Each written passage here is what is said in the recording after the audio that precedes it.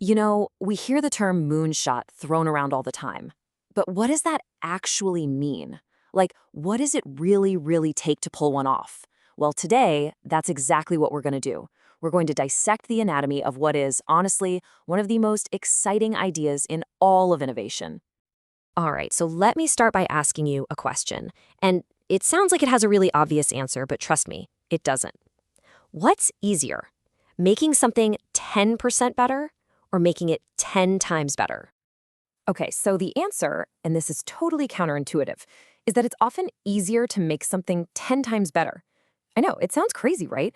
But that surprising idea is right at the heart of what we're talking about today. We're going to break down exactly why that is and really lay out the blueprint for how to think really big.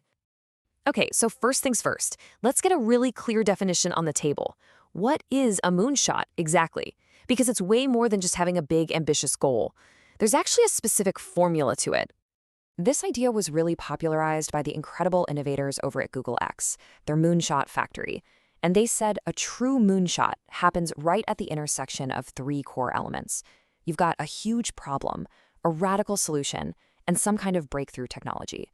And here's the key. You need all three. If one is missing, the whole thing just falls apart. So let's dig into that a little bit. First, the problem. It can't be small. We're talking about a massive societal scale challenge. Things like curing cancer or cracking fusion energy.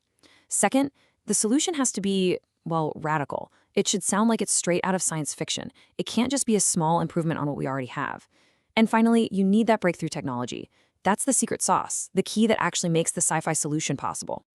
And see, this brings us right back to that first question I asked, the whole 10% versus 10x thing. Because when you really get this three-part formula, you start to see the strategy behind making these huge quantum leaps instead of just taking tiny, incremental steps forward. Think about it like this. When you aim for a 10% improvement, you're basically in a street fight with everybody else. You're all on the same turf, using the same tools, fighting for the same scraps of market share. But when you aim for 10x, you're forced to get out of the street fight entirely. You have to find a whole new battlefield. You're not just trying to win the game anymore, you're literally inventing a whole new one. And this is the really cool part. That crazy, massive 10x goal, it's not a prison, it's a key. It's actually liberating. It forces you to throw away all the baggage of, well, this is how we've always done it. You just can't get to 10x by tweaking and optimizing. No way. You have to start over with a completely blank slate and rethink everything from the ground up. SpaceX is the perfect example of this in action, right? For literally decades, everyone just accepted that rockets were disposable. You use them once, you throw them away, that was the rule. But SpaceX came along and challenged that one single fundamental assumption. And they weren't aiming to make launches just 10% cheaper.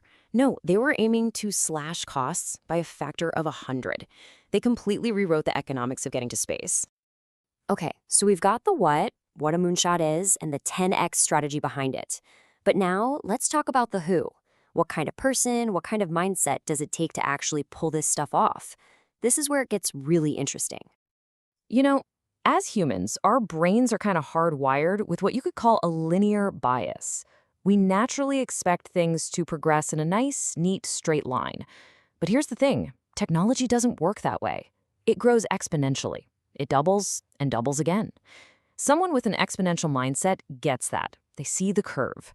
So when something like AI suddenly explodes, they're not surprised. They've been preparing for it for years. But it's not just about seeing that curve. It takes a whole collection of traits. You need this deep-seated, rational optimism, a core belief that with the right knowledge and tools, problems are actually solvable. You need a true pioneering spirit, that drive that pulls in other people who love exploring the unknown.